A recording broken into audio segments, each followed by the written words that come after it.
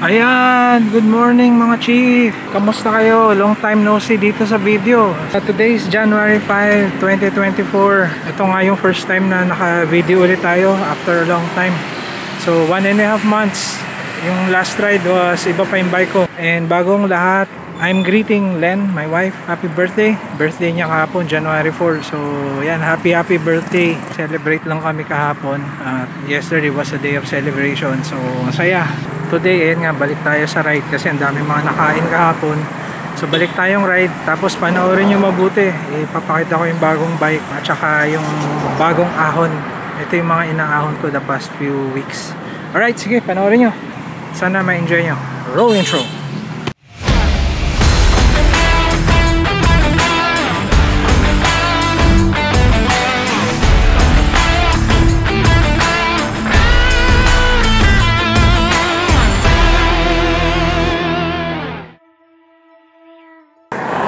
Yo, good morning!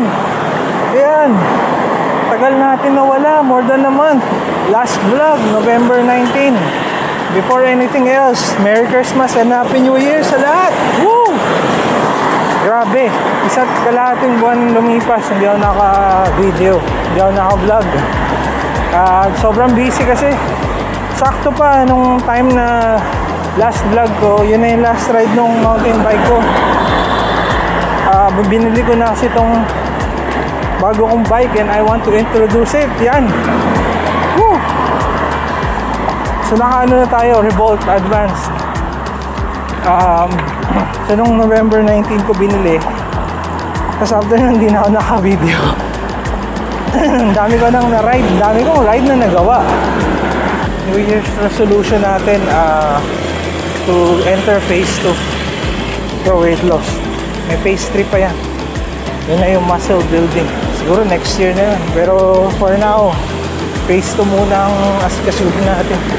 Tapos na yung phase 1. Took me like 9 months. Well, kasi nung September pa lang tapos na ako. So parang 6 months lang yun. So ngayon, 14 more pounds. Biruin nyo, parang isang tao na yung nag-lose ko na. 1.5 months na hindi ako nag-vlog. Hindi man ako nag-vlog doesn't mean that I don't I did not bike. I actually bike more. Pero focus lang talaga sa getting better, getting acquainted dito sa bagong bike. Hanggang ngayon naninibago pa ako sa geometry ng bike. By the way, ito palang bike. So this is Giant Revolt Advanced 3. Full carbon na siya. So sobrang gaan. So that's a big difference from dun sa previous bike ko. Sobrang gaan niya. Tapos yung drivetrain niya in GRX na lang, 10 speed. So 2x10 siya. Syempre hindi ako binibitin sa flats, pero nabibitin. Nung una nabitin ako sa ahon. Medium frame kinuha ako. Yung reach siguro mas kampante ako, pati yung sa drops mas kampante ako na sa medium. Parang ang liit-liit masyado na small. So ito mukhang sakto lang. Tapos 80 yung stem nito. Overall, sobrang gusto ko tong bike na to. Okay pala natin ngayon San Mateo, Timberland. Hindi ito yung first time na gagawin ko yung Timberland. Third time na actually. Third time. Yung first time kung ginawa to nung December 8. Tapos yung second week after. So first time ko, grabe, nanibago talaga ako. Syempre naninibago ako sa bike. Yung dati kong bike, 36 yung big ring, tas 26 yung small ring. So isipin nyo, from 26 to 32 yata to. Or 34, laking bagay nun. Parang naka-big ring ako. Tapos first time akong naka-encounter nung Timberland na tuloy-tuloy na 13% average. May 13% average siya na dire-diretso. Lalo na dun after ng Siko. Malupit na Siko dun. So, hindi ko talaga kinaya yun. And yung una ko parang 2 tukod, 3 tukod yata ako. So Tapos nagtulak pa ako kasi hindi ako makasampa sa bike. Nagtulak ako tapos hindi ko alam may naninitik pala doon. So napitikan ako. Ano pala ngayon? January 5, 6:59 AM. Time check. Dito tayo sa Riverbanks na mall. Dito na tayo sa may C6. Yung bagong daan. Kakakanan ko lang from Pure Gold, San Mateo. So yan ako, kita na yung bundok. Dami yung mga bikers din naman na ano, sa Friday kasi ngayon. So bihira yung mga nakakasabay kong nagbabike sa kalye. Karamihan na nakakasabay ko nagbabike, mga bike commuters.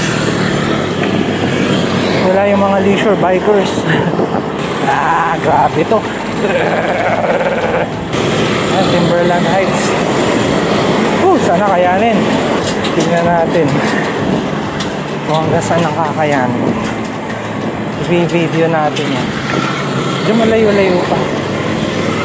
Sa mga naakyat ko pa lang, dito lang ako sa Rizal eh. Dito lang sa side ng Antipolo, ganyan, Taytay. Ito, San Mateo. Isang bundok lang yan eh. So ang pinakamahirap ito Timberland. Tapos sumunod yung Domsa. Para sa akin pinakamadali yung Ikling. Kasi maikli. Sumulong, banayad siya pero haba kasi 8 kilometers, 9 kilometers.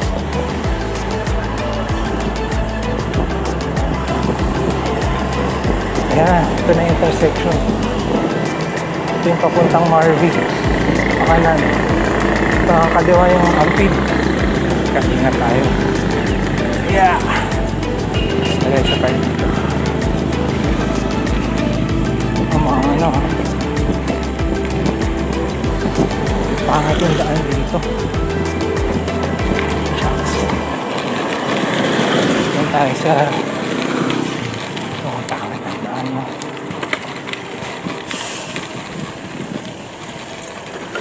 Sa gilid. Diyan bako-bako sa may kanan. Nausok pa. Ang motor din. Buti tuyo yung ano dito. Kasi medyo mahirap din to pag putik-putik yung madulas. Kasi ngayon medyo ito pang dito dumadaan.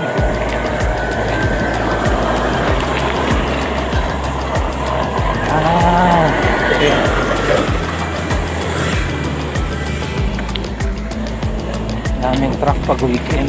Weekday. Or tanghali na yata ako. 7:33 na kasi. Tayo sa kanan. Morning! Medyo Chuchu!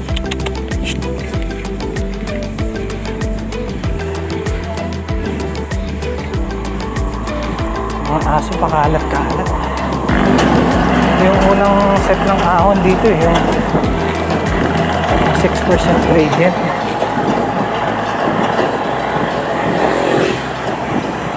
Parang warm up stage.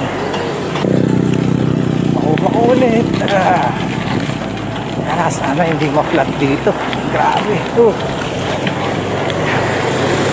Na-set up ko pala tubeless. So, technically, no flat dapat yan. Shocks. Gravel.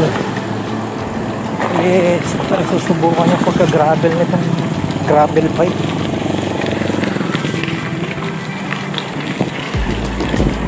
Grabe mo. Yes.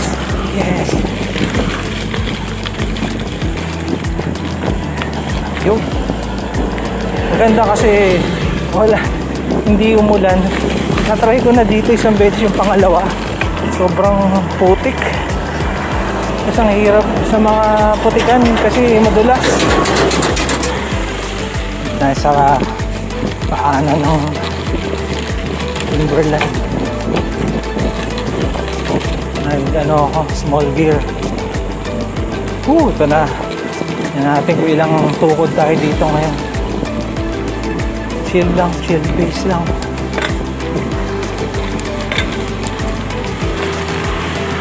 Chill pace lang. Huwag na madaliin. Ayan, chill pace lang. Ganda sa taas. Itodo ko na po. Tapos,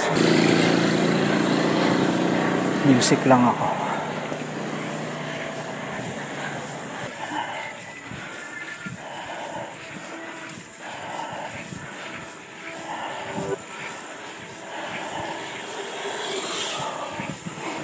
%.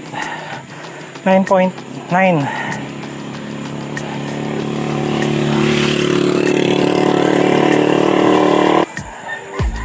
Hindi mo na ako magsasalita. Focus ako sa music eh. GNR, Sweet Child. Dito nga lahat.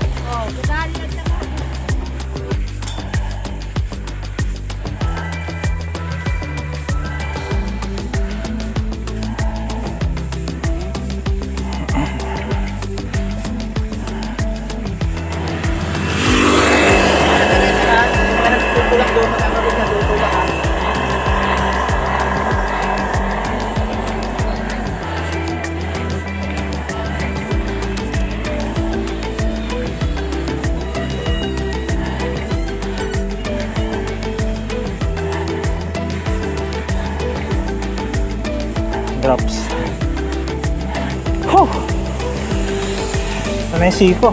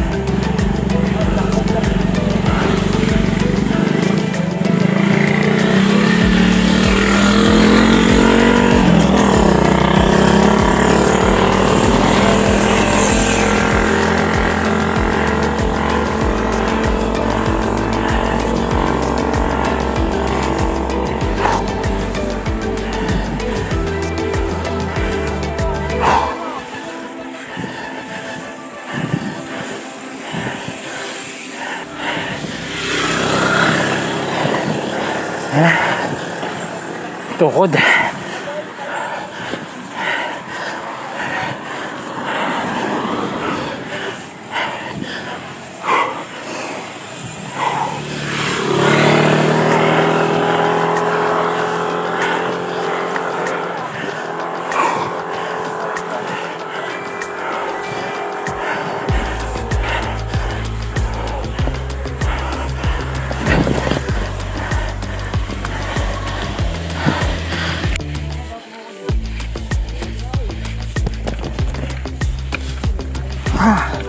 Hindi kinaya, tumukod ako dun sa dating tinukuran last time.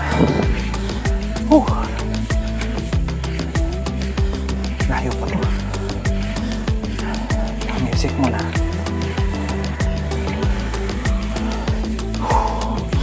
Open 8%, 6.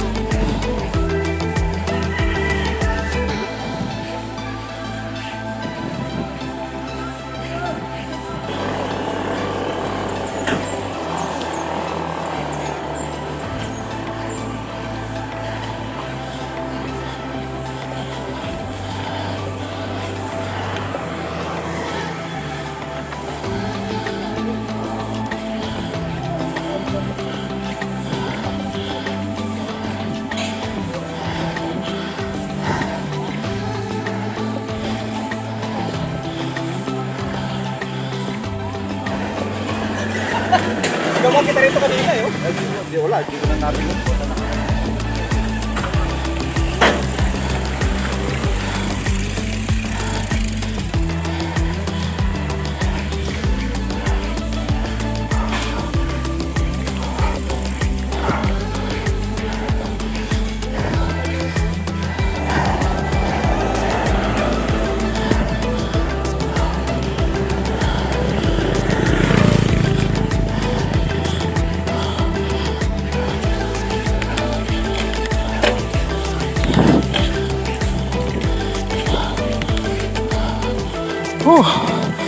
Yeah, tapos din isang tukod. Talaga kaya yan. Next time. Pero itong second half, madali na. Hingal pa rin, pero mas madali. Kaya na lang konti, tapos baba na. Kasi 8:06 na. Mainit na yung araw. Tsaka tayo mag-wall 2 pag maaga-aga, mga Sunday. Yan natin.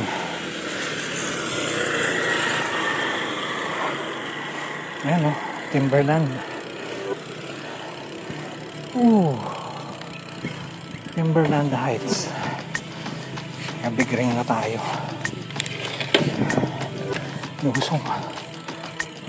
Ayun nga lang, sandali, tubig. Tapos let's go down.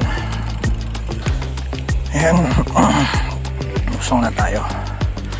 Buti naman maganda yung panahon. Sa diretso na uwi. Yeah. Clear up.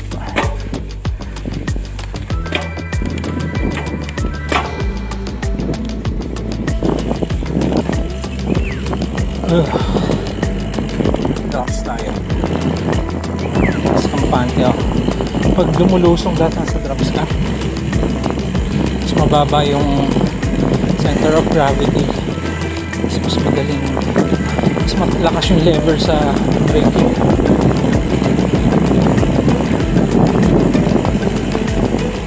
Tapos dito dapat ingat talaga. Ayan, nakita mo na yung lino, kitang kita yung Quezon City sa baba. Ito yung pinahaw natin kanina.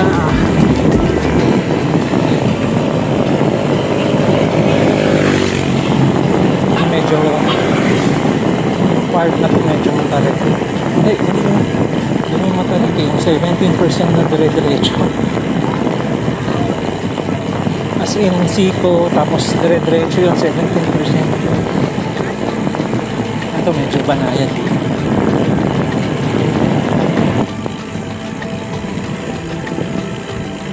Dito ako tumigil kanina. Ito yung actual nito. 22.2.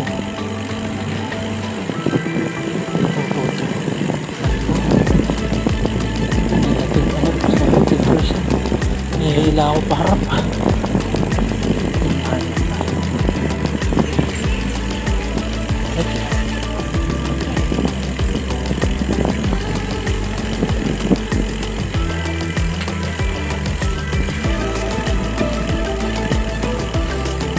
Morning.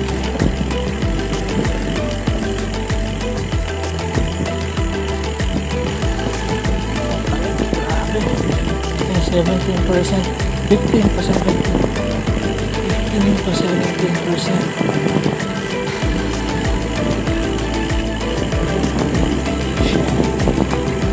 Sakit na ng kamay ko.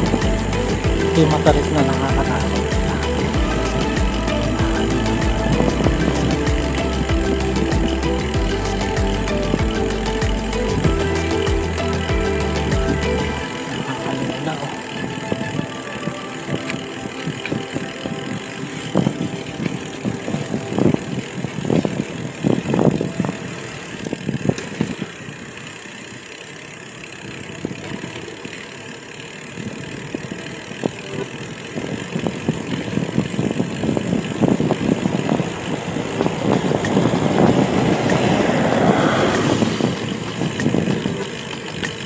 Matarik na part, ito pa rin.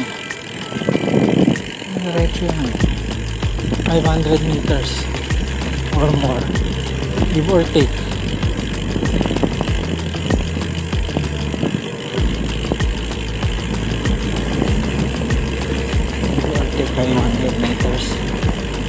tuloy-tuloy siya. Sakta na.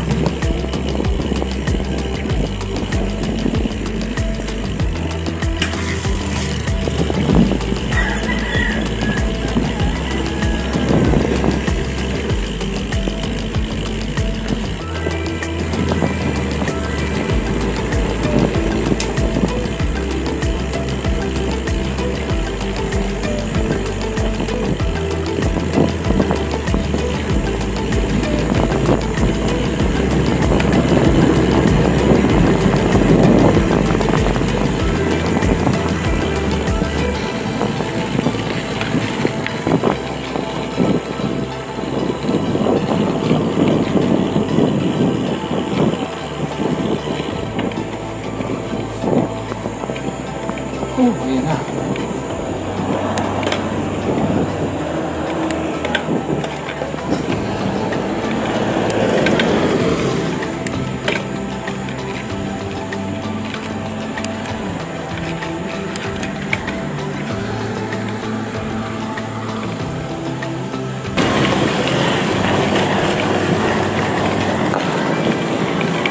Yeah.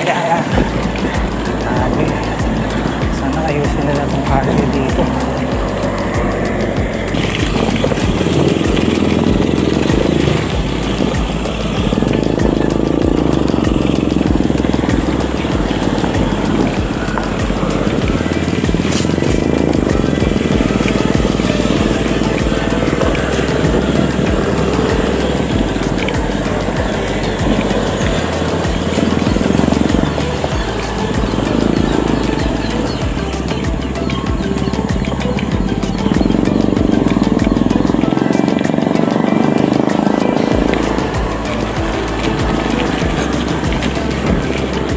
Grabe. Masubok yung gravel.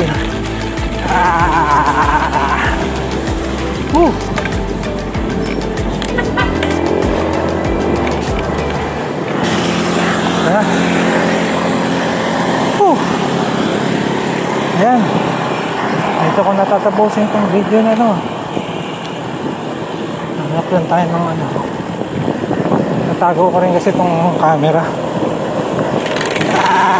Grabe! Hello!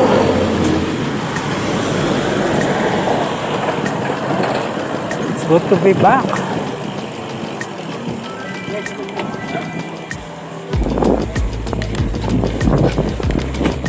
Good to be back here in the video. Alright, ayan, sana na gustuhan niyo yung video. So nakita nyo, tumukod ako isang beses. So susubukan ulit natin yung baka Sunday, balikan natin, rest bakan ulit natin, practicein natin hanggang magawa natin ng comfortable. Alright, so sige, bantayan nyo yung video ko. I hope I can upload another video in next 2 days. And again, Happy New Year, Merry Christmas to everyone, and see you in the next video. Kita kits, bye bye.